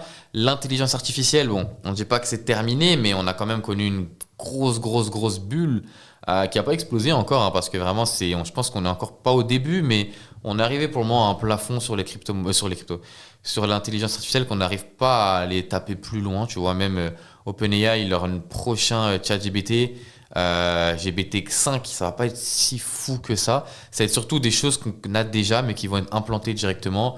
Des comparateurs de voyage, des logiciels qui dessinent pour toi, des choses qu'on peut déjà faire avec d'autres IA. C'est juste qu'elle va réunir toutes les IA dans GPT-5. On arrive à un plafond d'évolution. Un plafond d'évolution, en fait, c'est ça, c'est que pour toute technologie, pour toute avancée, il y a un moment donné, en fait, tu plafonnes. Et après, tu trouves un truc qui permet de refranchir ce plafond-là. Ouais. Et là, je pense, selon moi, qu'on a atteint un premier plafond et qu'il va falloir rester à l'affût au moment si la bulle explose ou qu'elle explose pas, mais qu'on va voir comment ça évolue. Et dès qu'on va avoir du coup une avancée technologique, un bond dans le domaine de l'IA, là, ça va être un gros signal pour pouvoir acheter, pour reprendre un prochain cycle aussi. Parce que voilà, c'est des domaines super hypés, super spéculatifs, mais ouais, il y a beaucoup de narratives. À l'avenir. Ouais. Donc après, ça dépend, est-ce qu'un horizon de 1 an, 5 ans, 10 ans, parce que si tu prends sur un horizon de 30, 40 ans, tu prends le nucléaire et l'eau. Ouais. Pour moi, ça va être essentiel, l'eau et le nucléaire. Le nucléaire, ça peut être plus... Il y avait l'hydrogène aussi, que Simon parlait beaucoup. L'hydrogène, c'est plus actuel. Ouais. Voilà. Tu as l'hydrogène qui est actuel. Horizon 5-10 ans, que ça va bien être bénéfique. Ouais. IA, c'est maintenant. Les grosses narratives elles sont là. Moi je pense que quand même le domaine du luxe ça va continuer à fonctionner parce qu'il y a toujours de plus en plus d'envie de luxe. Ouais. Et de plus en plus de marques de luxe. Ouais, toujours de plus en plus. pas toutes performent bien. Ouais. Quand on compare avec Kering ou même le groupe Cartier Piaget, j'adore hein, ce qu'ils font, mais bon, Graphiquement, c'est pas beau. Ça performe pas énormément. Ouais. Mais ouais, donc bonne narrative au niveau du luxe, au niveau toujours les cosmétiques, parce que les gens prennent toujours encore plus soin d'eux qu'auparavant. Ouais. Cherchent plus à faire, chacun à son échelle, mais du biohacking. Ouais. Ah oui, exact. Ouais. Donc le biohacking, pour ceux qui ne savent pas, en gros, c'est le principe de prendre soin de son corps et d'optimiser un maximum, que ça soit ses vitamines, ses carences, le sport, le sommeil, Ouais. optimiser sa santé, parce que voilà, on sait qu'aujourd'hui, les fruits et les légumes, ça, c'est un 50e des Ça le fait, oui, mais nutriments. c'est vrai que tu peux pas, si t'as une vie voilà, à 50 000 à l'heure, tu peux pas juste manger 5 fruits et légumes par jour et aller très bien. Quoi. À un moment donné, tu vas te fatiguer. T'as besoin de compléments qui sont voilà, très bien pour la très santé. mauvais, ils sont très bons. Ouais, avant de trouver des trucs mauvais, à part si tu pars sur des stéroïdes. Et encore, c'est pas forcément mauvais. Hein. Je sais pas, Alex Hormozy. Ouais. Full dopé. Ouais, c'est vrai. Et le mec, il a 100% de ses. Bon, peut-être pas 100%, mais il est au max, tu vois. On verra à 50 ans. Les États-Unis sont beaucoup plus avancés que nous sur ce domaine-là, mais c'est dangereux, c'est très dangereux, tu vois. Ouais. Donc c'est pour ça que je pense que lui, il doit avoir un spécialiste, un mec qui lui millimétré à 100%. Ouais. Mais le mec est dopé jusqu'au cerveau et ça se voit dans ses performances, tu vois. Mais bon, ça, c'est une minorité. Mais c'est pour mettre en avant le fait que... De plus en plus de gens commencent à s'intéresser à ça. Même, je sais pas si tu as vu les lunettes à anti-lumière bleue. Ouais, ça fait longtemps que ça existe. Mais maintenant, il y a des vrais groupes qui commencent à en sortir. Et là, il y en a qui sont sortis là, à 70 € que comment il s'appelle, Antoine Blanco a offert à Yomi. Dans son dernier podcast, il a offert 70 € la paire de lunettes. Hein. Et apparemment, tu dors beaucoup mieux. On verra. Moi, j'en ai des lunettes, les lumières anti-bleu. C'est vrai que je sens l'effet, mais de là à mettre 70 €, je sais pas je sais pas ce que ça change, tu vois. Mais après, il y a un truc qu'on m'a conseillé il y a pas longtemps. Moi, l'IA, ça faisait longtemps que j'en parlais, même en story. Je savais pas ce que c'était, je savais pas à quoi ça allait servir. Mais juste le terme intelligence artificielle et le but que c'est une machine qui réfléchit toute seule. J'ai toujours su que ça allait péter. Genre, j'avais vu en story, même dans les... Je me suis dit, quand ça va sortir, les gars, c'est la révolution de demain. Et résultat, j'ai réussi à me placer au bon moment. J'ai pas fait ce que j'aurais voulu faire parce que ça a surpris tout le monde. Hein. Quand ChatGPT s'est sorti, pendant 1 semaine, 2 semaines, 3 semaines, personne n'en parlait trop. Et puis en 1 semaine, t'en as un qui teste, 2 qui testent, 3 qui testent, et le truc, ça explose dans tous les sens. Et maintenant, c'est devenu... 100 millions d'utilisateurs en un mois, je crois, ou je sais plus, ça a défoncé les records. Ouais. Mais il y a une nouvelle application là, qui a défoncé encore les records. De ChatGPT ou une autre ouais. je l'ai vu sortir, j'ai vu la vidéo. Mais après, maintenant, il y en a tellement. C'est pas Thread, Thread. C'est pas ça? Non, ça, c'est le truc de Insta. Non, je sais plus, il y a un truc qui est sorti il y a pas longtemps qui a défoncé les records. Hein. Ouais, je sais pas c'était quoi. Ça va de plus en plus vite. Hein. En gros, pour pallier à ça, et ça on me l'a conseillé il y a quelques temps, pour pallier à toutes ces nouveautés qu'il va y avoir, tout ça c'est stocké dans des disques durs, tu vois. Et la data, donc nos informations personnelles, c'est l'avenir, c'est le futur. Aujourd'hui, c'est le futur, ça l'est déjà. Facebook ont déjà eu des problèmes par rapport à ça, même Instagram, c'est Meta, du coup c'est le même groupe. Mais les data, en gros, pour les gens qui ne savent pas ce que c'est nos données personnelles. C'est quel est mon plat préféré, quelle est ma couleur préférée, quelle est ma marque préférée. Et aujourd'hui, c'est le but de cibler les personnes en fonction de ce qu'elles aiment, leur publicité, les cibler. Imagine, c'est ce que c'est tout à l'heure, la société de consommation qui est poussée à l'extrême pour que tes propres goûts soient adaptés en fonction de... tes propres pubs soient adaptés en fonction de tes goûts. Et c'est l'objectif de toute société. C'est demain, je sais pas moi... Tes cookies. Tes cookies, ou même plus personnalisé que ça. Tu cherches il fait froid chez toi, tu cherchais un chauffage pour changer ton chauffage, le remplacer parce que le tien est plus assez performant. Tu ouvres ton Instagram, tu vois une pub sur un mec qui fait des chauffe-eau. Tu te dis, what the fuck. Et ça, tu commences à la voir, tu sais. Tu commences à la voir. Quand tu discutes avec des gens et que d'un coup, tu prends ton téléphone et tu discutais d'un truc et en fait, d'un coup, tu vois ça. Moi, ça m'a choqué sur Instagram. J'ai discuté d'un truc que j'avais vu sur Insta, d'un réel que j'avais vu, genre il y a 2-3 jours, d'un mec qui parlait de quelque chose. J'ai essayé de l'expliquer, je crois que c'était ma copine, je sais plus. J'ai essayé d'expliquer de ce dont parlait le réel. Et d'un coup, j'ouvre Insta, je retombe dessus. La même chose. C'est un truc de fou. Mais en gros, les data, c'est l'or digital de demain. C'est l'objectif de toute entreprise, c'est d'avoir un maximum de data. Nos informations valent de l'or à 100%, surtout pour les entreprises. Donc elles vont tout faire pour pouvoir investir dessus, enfin pour pouvoir les récolter. Donc Meta a déjà eu beaucoup de soucis par rapport à ça. Même avec Thread, quand Thread s'est sorti, il y a eu 3 semaines, 2 mois, pardon, je pense, de décalage avec les États-Unis. Pourquoi ? Parce que l'Europe bloquait, ça prenait tellement de données. Réglementation et tout. Réglementation en Europe, on est plus protecteur que aux États-Unis, c'est abusé, ils ont rien à foutre, tu vois. Mais ici, en Europe, il y a quand même une grosse loi qui protège nos informations personnelles. Donc on peut dire ce qu'on veut sur l'Europe, c'est quand même pas mal ça. Et du coup, ils ont dû s'adapter. Et même, je sais pas si tu l'as vu, mais sur Instagram, tu as dû accepter il y a pas longtemps le fait de pouvoir accepter d'avoir des publicités personnalisées. C'est toi qui devais les... même pas fait gaffe. T'as pas dû faire gaffe, mais tu t'es connecté sur Instagram et le truc est apparu, une notification. Et il y a pas longtemps, enfin moi j'ai 2 comptes Insta, j'en ai un que j'utilise jamais, c'était mon premier compte Insta, et je suis retourné dessus sans faire exprès et boum, c'était apparu il y a quelques jours, parce que j'avais toujours pas accepté.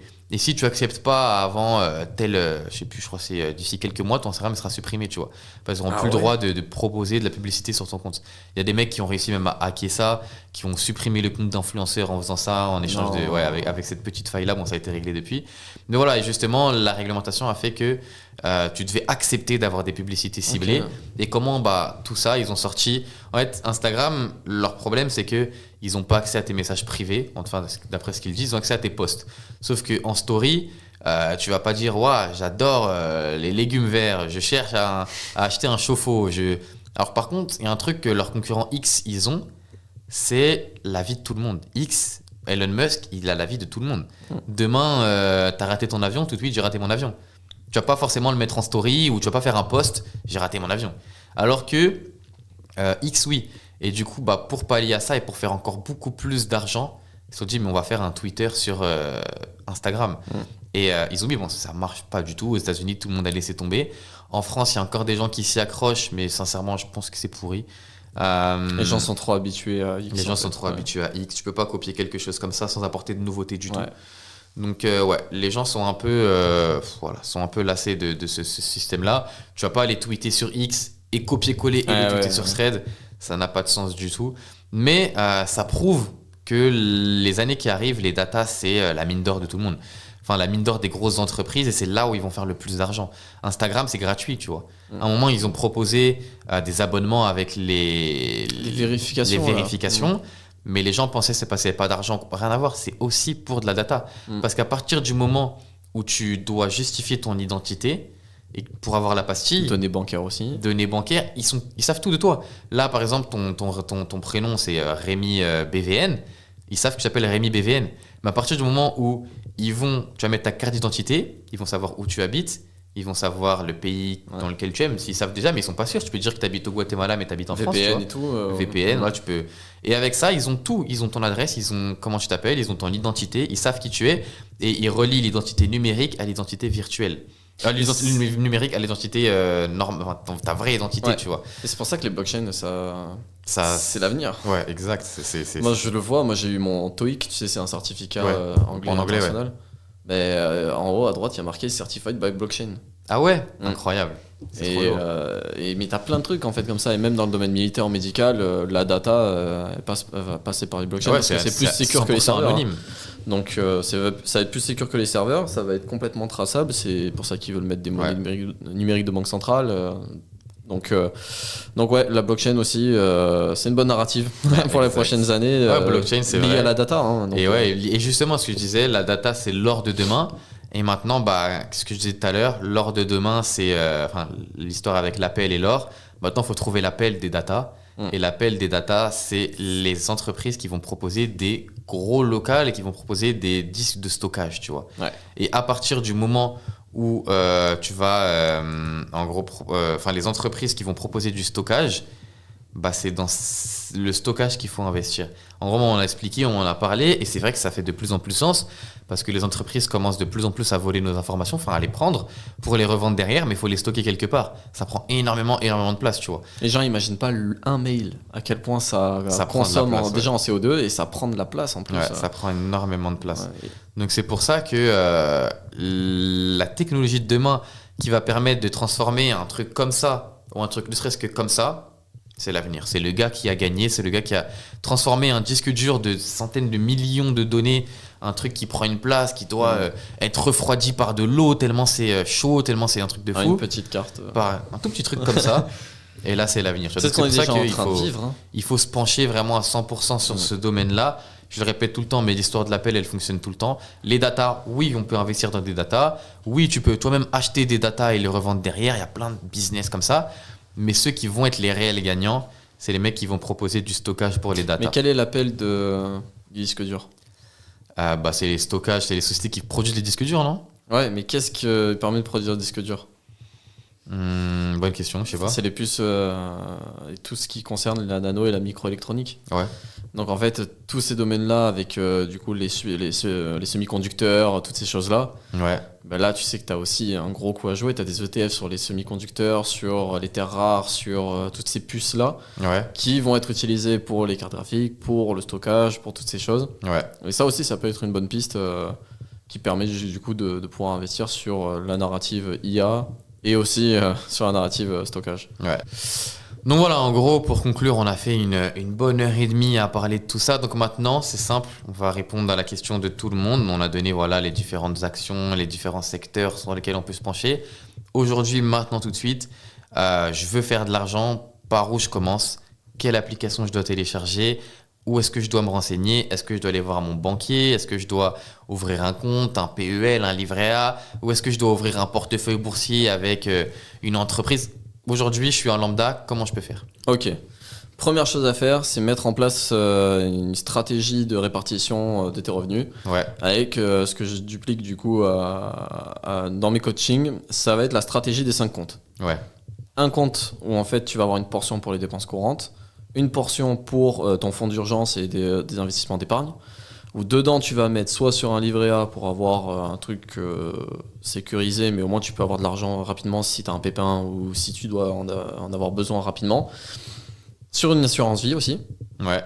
Ensuite tu vas avoir un compte d'investissement, donc dedans tu vas ouvrir un compte titre ouvert, compte titre ordinaire, un PEA, donc plan épargne action, et tu ouvres sur une plateforme d'échange centralisé crypto, peu importe, BitGet, Bybit, Binance, etc.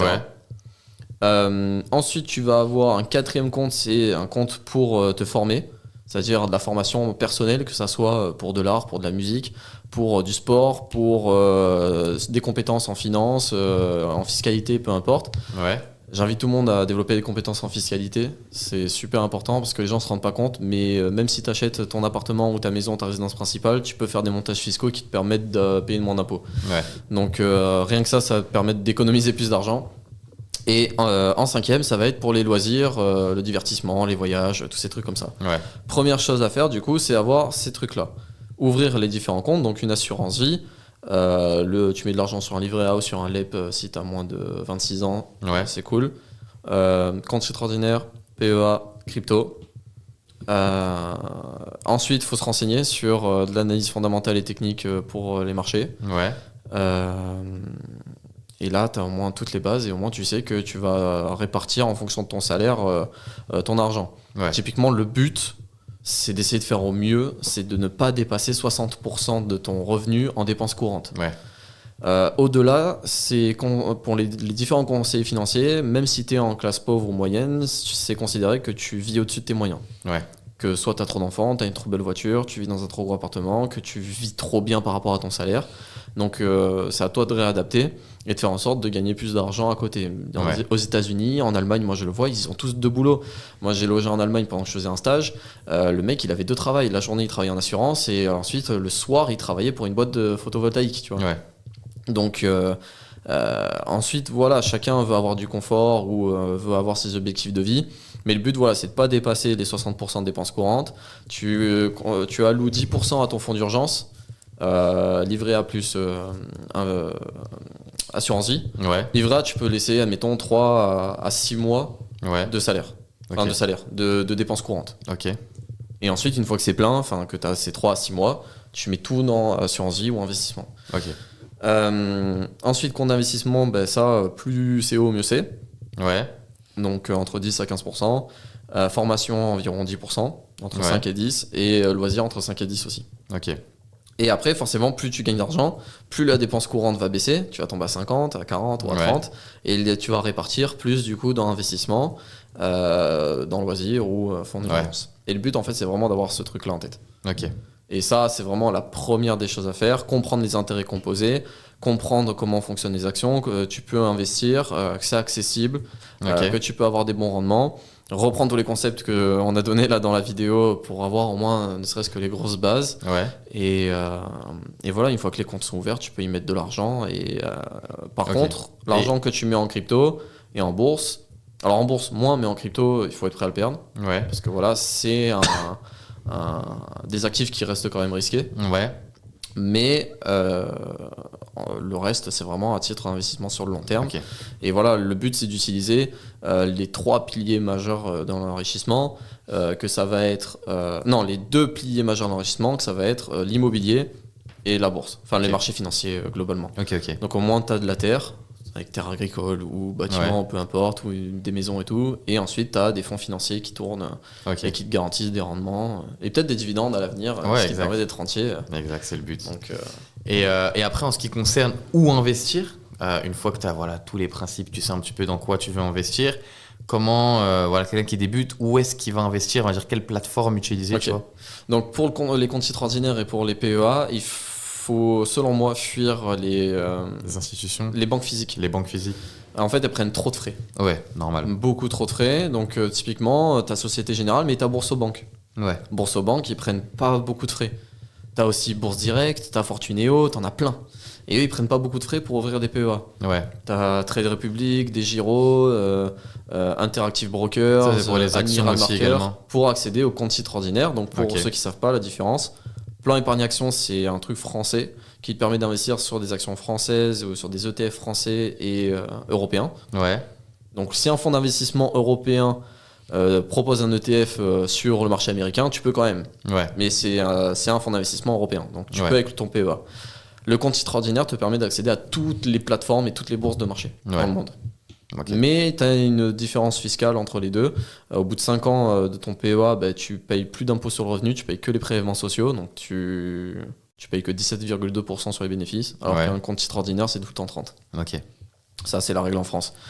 T'es à Malte, t'es à Portugal ou à Dubaï, c'est pas les mêmes réglementations. Ouais.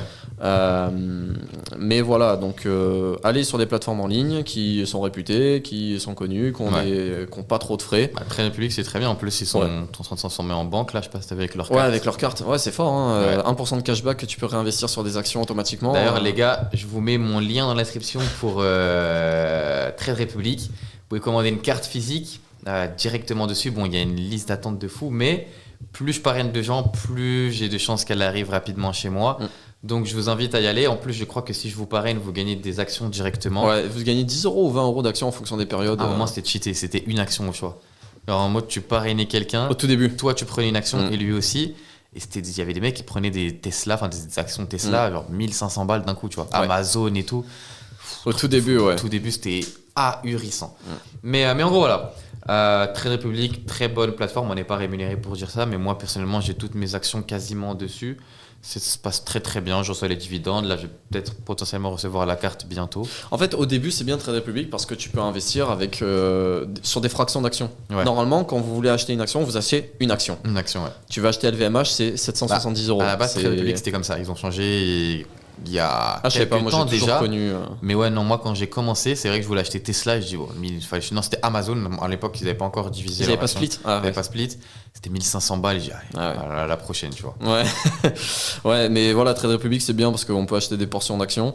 Sinon, après, une fois qu'on a de très gros portefeuilles, qu'on peut se permettre à chaque fois d'acheter une action ou 2 ou 3 ou 4, je pense que c'est bien d'aller sur Desgiro, sur Interactive Brokers ou sur des trucs comme ça, qui sont beaucoup plus apte à gérer des gros comptes, etc. Peut-être un peu plus sécurisé aussi. Et puis tu as les plateformes sur l'ordi, alors que Trade Republic, c'est que sur téléphone. Ouais. Donc pour commencer, c'est bien Trade Republic, comme ça. Et surtout, pour acheter des actions qui sont trop chères. Tu vas acheter Hermès, c'est 1900 euros. Ouais. Donc 2000 maintenant, je crois. Mais... Ouais. Donc voilà. Ok, nickel. On va pouvoir conclure. Je pense que là, ça fait une bonne heure et demie quand même qu'on est ici. Donc franchement, c'était cool. Hein. C'était vraiment cool. Bien. Merci à toi Rémi d'être venu parmi nous aujourd'hui pour l'invitation. Oh, qu'est-ce que je raconte? Merci à toi pour l'invitation. Les gars, comme d'habitude, je vous invite à vous abonner, à lâcher un like. J'espère que ça vous aura plu ce type de contenu. Et là, on revient en force. On va essayer d'en sortir un maximum. N'hésitez pas à vous abonner, liker, commenter si ça vous a plu. Et on se dit à la prochaine. Bisous. Ciao, ciao.